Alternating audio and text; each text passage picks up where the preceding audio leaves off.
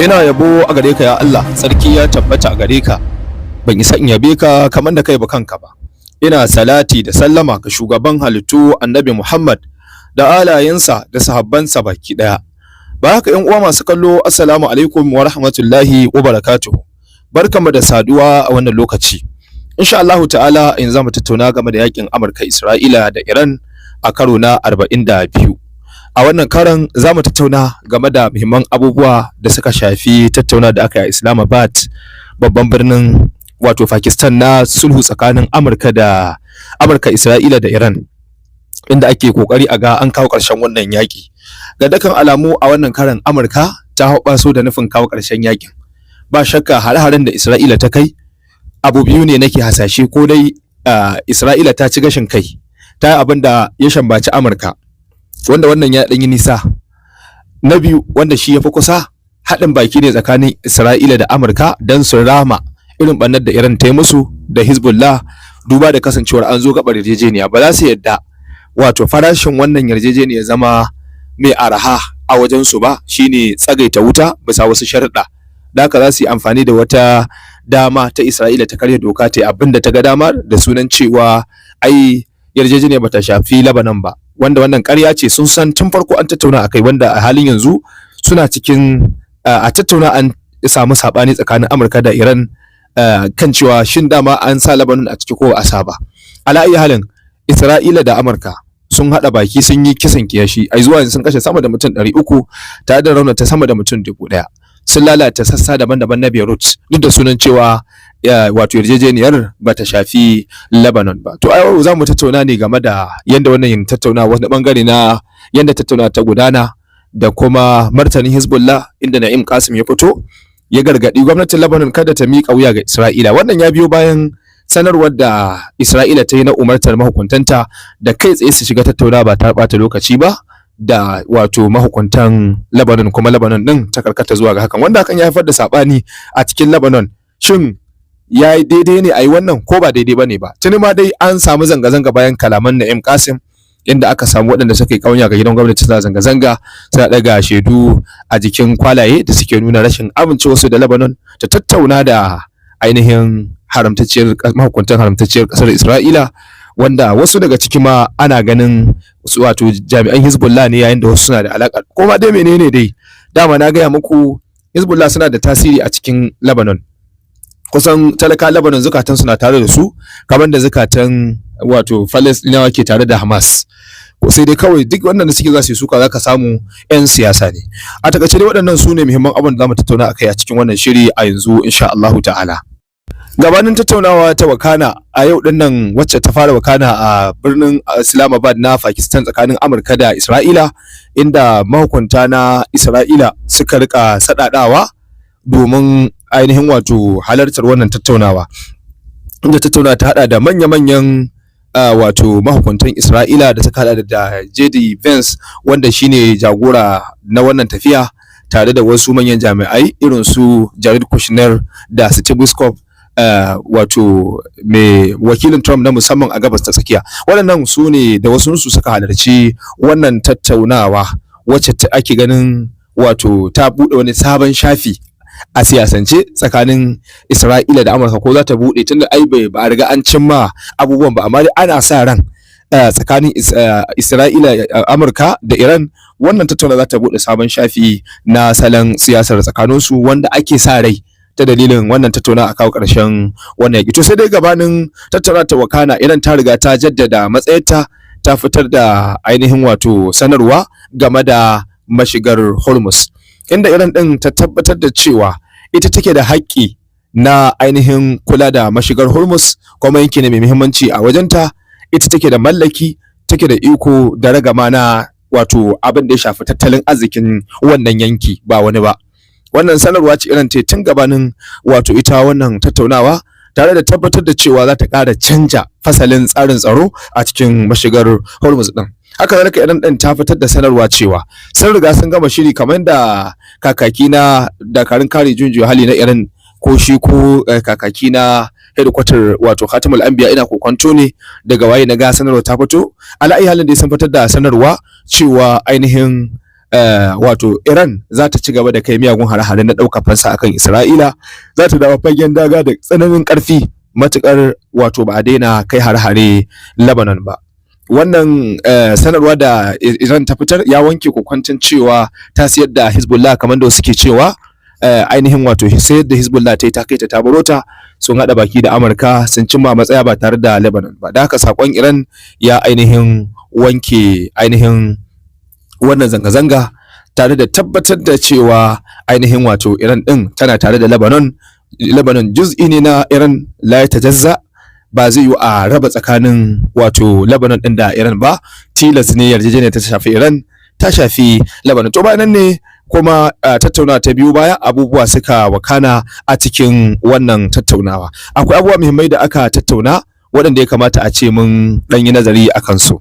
To da farko dai ya kamata mu sani cewa manufar wannan zama shine kawo ƙarshen yakin Iran, wato Amurka, Isra'ila da Iran. Wannan shine haƙiƙanin manufa na ita wannan tattaunawa, domin dukkan sharuɗa da aka tattauna a kai wato sharuɗa ne da ake so a samu fahimta tsakanin ɓangarorin guda biyu, wanda hakan zai zama iya kawo ƙarshen yaƙi tsakanin Amurka da wato Amurka, Isra'ila da Iran. Wannan shine manufar shi wannan zama, saɓanin wato sulhun da ya gabata wanda aka cimma yarjejeniya shine tsagaita wuta. Yanzu an wuce matakin tsagaita wuta, wanda an tsagaita wuta ne na sati biyu, yanzu magana ake ta yakin ya tafi gaba daya, za a yi kada ya dawo.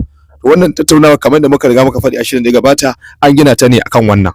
Daga cikin muhimman abubuwan da aka tattauna a zaman akwai batun mashigar Hormuz, wanda wannan shine abu mafi daukar hankali a cikin yakin, domin shine abin da Amurka ta fi mayar da hankali, ko da yake Trump ta siyasa, salo na siyasa ya ce bai dame su ba, manufofinsu kawai suke so su cimma na soji, kuma sun cin musu kamar da ya faɗa a wani bayanansa. Amma a hakikanin gaskiya mashigar Hormuz shine abin da ya fi damun su, sai batun nukiliya. Da haka an tattauna game da mashigar Hormuz, inda Amurka ta fito ta bayyana buƙatar ta na akan a cimma matsaya game da buɗe hanyoyin ruwa na tekun Hormuz domin samun ci gaba da zirga-zirgar wato jirage na duniya, ba tare da wato Iran tana tare su ko tana saka sharaɗi ko kakwaba haraji ga masu wucewa ba. Wannan ita ce buƙatar Amurka wacce ake so a cimma matsaya. Sai batun wato abubuwan da suka shafi nukiliya, an tattauna game da ya za a yi wato a samu fahimta tsakanin Iran da su da ita Amurka game da wato samar da makaman nukiliya da Iran take ƙoƙarin yi wa kanta.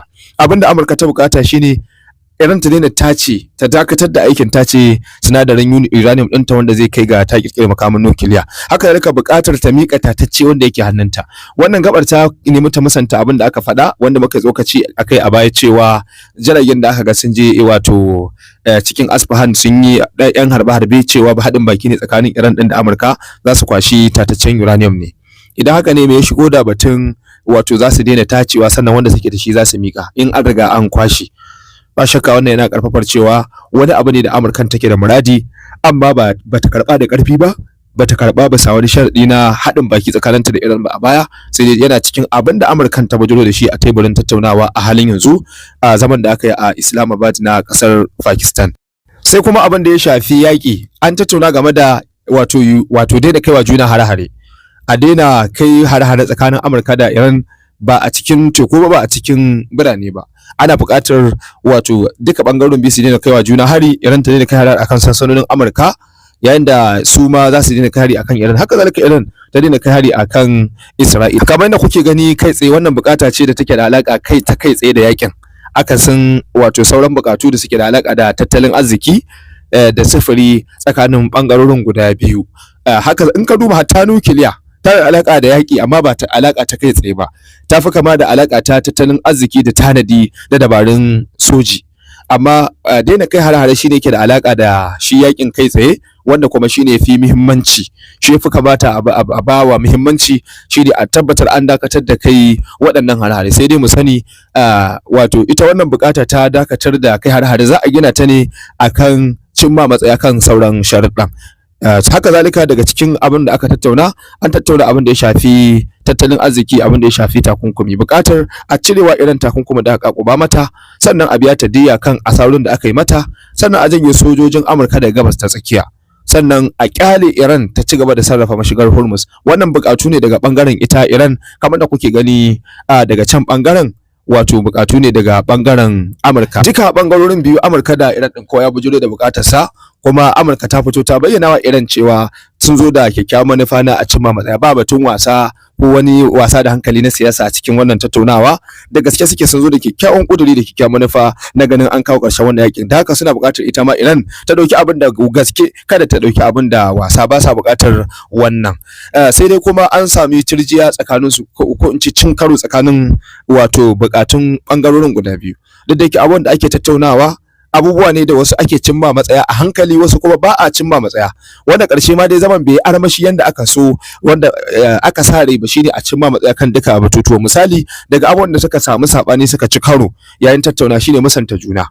Shin Lebanon tana ciki yarjejeniyar tsagaita wuta da aka cimma a baya, ko ba ta ciki? Inda Amurka ta musanta Iran ta tabbatar da hakan, cewa Lebanon tana cikin abin da suka cimma yarjejeniya tun a baya za su tsagaita wuta da ita. A wajen Iran ta riga ta tabbatar da cewa wannan yana cikin abin da aka cimma matsaya a baya kan yarjejeniyar tsagaita wuta, amma Amurka ta musanta tun gabanin zaman. Ta wajen zaman ma Amurka ta rufe ido da toka, inda ta hau kujerar naki ta musanta abin da Iran din take kirari cewa akwai Lebanon a cikin tattaunawa. To kaga irin wannan yana cikin abubuwan da suka haifar da sabani, ba a cimma matsaya a tattaunawar irin yanda aka so ba. Sai dai an samu fahimta a wasu guraren, yayin da wasu guraren fahimta ta faskara. Ga dukkan alamu tattaunawar ta yi tasiri, kuma za a ci gaba da ita wannan tattaunawa har a kai ga cimma matsaya. Domin a ƙarshe mun ga rahoto ba da jimawa ba cewa jaridar Haaretz ita ce ta wallafa wannan labari cewa tuni Amurka ta umarci Isra'ila da ta dakatar da kai hare-hare akan Lebanon. Wannan umarni da jaridar Haaretz ta nakalto kai tsaye cewa Trump ya bawa Isra'ila yana nuna cewa tattaunawar ta yi tasiri, gashi hatta abin da aka yi sabani akai ga dukkan alamu ƙarshe Amurka ta karkata ga wato tabbatar da abin da muradi ne na Iran a cikin wannan rikici. Ta yan masu kallo, Allah muku rahama, idan muka nazarci waɗannan abubuwa a dunkule za mu ga cewa duka tattaunawa tana bada wani sako a fili, tana haska al'umma wani abu da Amurka ke ɓoyewa, shine irin ita ta nasara a cikin wannan yaƙi. Domin irin izzar da Amurka ta shigo da ita, da irin fankamar da suke yi, ga dukkan alamu Amurka kunnen ta yi laushi, kuma tana buƙatar a yi sulhu. In ban da haka, ba don Iran ta yi nasara ba don kuma abin da Amurka da Isra'ila suka hango na ci gaban yakin zai ci gaba da janyo musu bakar asara da za su kunyata a idon duniya ba, to da ba za su yadda ita wannan tattauna ta ci gaba da gudana, ba za su yadda ba ta zo a kusa, ba za su yadda ba. Sannan ko da sun zo ta zo a kusa, ba za su kyale Iran ta rika bijiro da irin waɗannan manyan bukatun ba, kamar da kuke gani waɗanda suke cin karo da bukatun Amurka. Kuma da wato tattauna ba ta yi tasiri ba, har ƙarshe ta kai ga Amurka ta umarci Isra'ila ta dakata. Ko da yake tun a baya dama mun yi hasashe daga cikin dalilan da suka sa Isra'ila ta kai hari akwai cin gashin kai. Ta yi hakan ne ta riga malam masallaci tun gabanin Amurka ta hane ta. To ƙarshe dai Amurkan ta hane ta. Kuma dai menene, an riga an kashe mutane, an zalunci waɗanda aka kashe. Ko ba komai, su waɗannan bayin Allah da aka halaka, ai kaga Isra'ila ta samu damar wato kamar ramo gayya ta wannan bangaren. Sai dai su muna masa fatan shahada da tafiya aljanna. Da haka akwai siyasa da murɗa a cikin al'amarin, amma ko menene dai ba shakka tattaunawar dalili ce a fili cewa Iran ita ce ta yi nasara. Sannan sabanin da aka samu game da wato wasu sharuɗa da aka gindaya, ƙarshe fa dole za a dawo a cimma matsaya. Ina tabbatar muku haka yanayi yake nunawa. Akwai wahalar gaske yakin ya dawo saboda rashin cimma matsaya akan waɗannan batutuwa. Iran za ta miƙa tataccen uranium ɗinta, za ta dakatar da samarwa da kanta su waɗannan sinadarai. Wannan abu ne da ba za a yanke kai tsaye a ce ko a'a ba. To amma abin da ya fi kusa shine Iran ɗin ba za ta miƙa tataccen uranium ɗinta ba, sannan ba za ta dawo da ƙudurinta na wato ci gaba da aikin nukiliya ba. Amma tana iya saukowa game da wasu batutuwan, ko da a ce hakan da nufin ta miƙa wanda ta riga ta tace, amma ba za ta karɓi ta daina tacewa ba. Ba za ta karɓi ta daina tacewa ba. Ina hasashen wannan abu ne mai matuƙar wahala daga ɓangaren Iran, kamar da abu ne mai matuƙar wahala daga ɓangaren Amurka ta amince Iran ita ce take da iko da mashigar Hormuz. Wannan suna cikin gaɓuwa masu hatsari, masu kaifi, waɗanda za a tattauna, wanda wataƙila za su iya haifar da sabani. Ta iya a sami sassauci duka ɓangarorin biyun su sauko su tsaya akan wata matsaya wacce za ta zama maslaha ga duka ɓangarorin guda biyu. To Allah ya muku rahama, bari mu tafi kan batu na biyu, shine ainihin wato batun Hezbollah, batun sulhu tsakanin Isra'ila da Hezbollah. A halin da ake cikin yanzu ana kan batun yiwuwar tattauna zaman lafiya tsakanin Isra'ila da Lebanon. domin kwatini maganar da ake yanzu akwai yiwuwar jakadiyar Lebanon za ta gana da wato jakadiya ta Isra'ila, dukansu za su haɗu a wato ofishin sakatare na harkokin waje na ƙasar Amurka domin ainihin ganin an kawo ƙarshen rikici tsakanin Isra'ila ɗin da Lebanon. To wannan ya nuna cewa akwai wani shiri na musamman, ko da babu waccan tattauna ta Iran, to akwai shiri na musamman tsakanin Isra'ila da Iran. Ba shakka ita ma za ta kunshi wasu sharuɗa da za su koma ga maslaha mafi girma ta Isra'ila da Amurka kafin su amince, sama ma da sharuɗan da aka gindawa Iran, duba da raunin Lebanon a yanzu da ƙarfin ita Iran. Abinda Iran ta yi na izza Lebanon ba za ta iya ba. Sharuɗan za a yi na kawo ƙarshen yakin ba shakka za su iya haɗawa da kai tsaye ma akwai, na san dole za su haɗa da matsin lamba ga ita gwamnatin Lebanon ta tursasa Hezbollah su miƙa mata makamansu. To duka wannan yana cikin abin da ta iya zai biyo baya a cikin tattauna. Wannan yana cikin dalilai wala Allah da yasa Na'im Qasim ya fito ya faɗi sako mai kaushi, ya yi Allah wadai ma da ita wannan tattaunawa wacce ake shirin yi tsakanin Isra'ila da Lebanon, wanda tuni Netanyahu ya bada umarni ga mahukuntan Isra'ila da su shiga cikin wannan tattaunawa ba tare da bata lokaci ba kai tsaye. Na'im Qasim ya yi sako ɗazu a wani bidiyon sa da ya yawo, wanda ba mu da lokaci wadatacce da za mu ɗauko bidiyoyi musamman irin waɗannan mu yi tarjama saboda yanayin lokaci,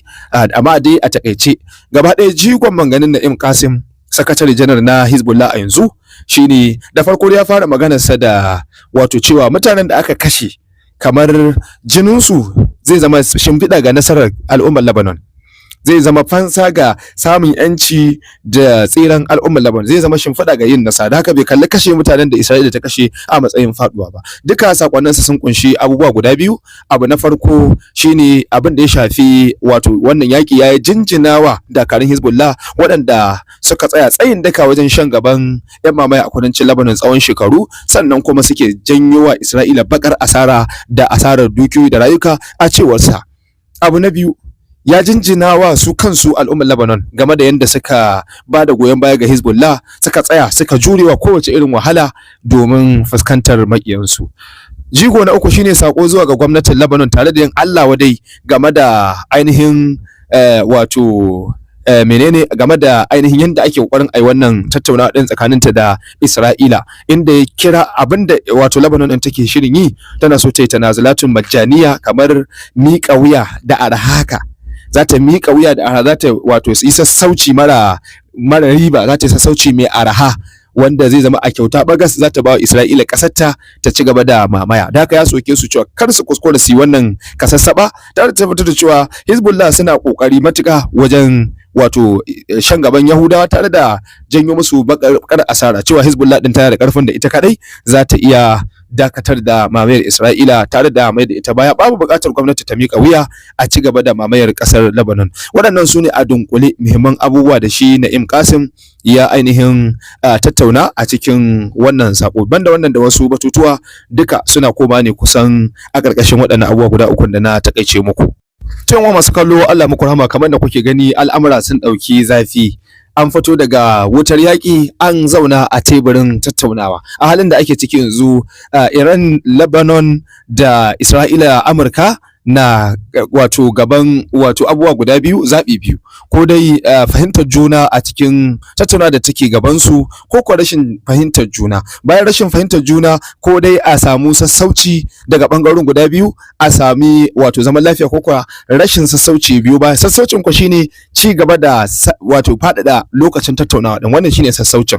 In har ba a cimma matsaya ba, take a nan aka tashi baram-baram, tattaunawa ta watse ba tare da sassaucin ƙara tsawaita wa'adin, wato ina nufin sati biyun da aka bada. Matukar ba a samu sassauci bayan cika sati biyun ba, to fa yaƙi zai iya biyo baya. Amma an samu sassauci, ana iya sake tsawaita wa'adin, a sake ci gaba da tattaunawa ta kai ga an cimma matsaya. To idan har wannan zaɓin bai yi ba, to zaɓi na gaba, wanda shine zaɓi na tilas, idan har ɗayan bai cimma ba, shine koma wasu fagen daga da sake buɗe salon yaƙi, wato fagen yaƙi mafi muni na kaiwa juna hare-hare, wanda zai iya fin na baya muni matuƙa. Sai dai kamar yadda na gaya muku, abu ne mai kamar wahala, domin Amurka ta gaji a cikin wannan yaƙi, ta kwashi asarori. Ita kanta Isra'ila a hakikanin gaskiya ta yi asarar makamai a wannan karan sama da lokacin da aka yaƙin kwanaki 12, wanda shi ma kansa ya wahalar da ita. To ya kuma wannan yaƙin wanda Isra'ila wanda Iran kai da Hezbollah da dakarun Yaman lokaci guda suka haɗa kai suka rika rubdugu akan sansaninta na soji da masana'antunta, ba shakka sun tafka miyagun asarori. Da haka akwai wahala kwarai da gaske na ainihin su yadda yakin ya ci gaba. Haka zalika kasashen Gulf da su ma a yakin yake shafar su, za su yi duk yanda za su yi su ga yakin bai koma ba, kamar da ita ma kanta Iran din za ta so yakin ya dakata, saboda dai yaki gaba daya ba alheri ba. Wannan ma shine abin da muka fafata. Muna roƙon Allah subhanahu wataala ya sa a cimma matsaya, ya kawo ƙarshen wannan yaki da ya jefa duniya a cikin wahala, ya janyo asarar rayuka, ya janyo tsadar rayuwa. To a ƙarshe muna roƙon Allah subhanahu wataala ya mana gamdakatar, ya ba mu dacewa duniya da lahira. Wa sallallahu wa baraka ala nabiyyina Muhammadin wa alihi wa sahbihi wa sallam. Subhanakallahumma wa bihamdik ashhadu an la ilaha illa anta nastaghfiruka wa natubu ilaik.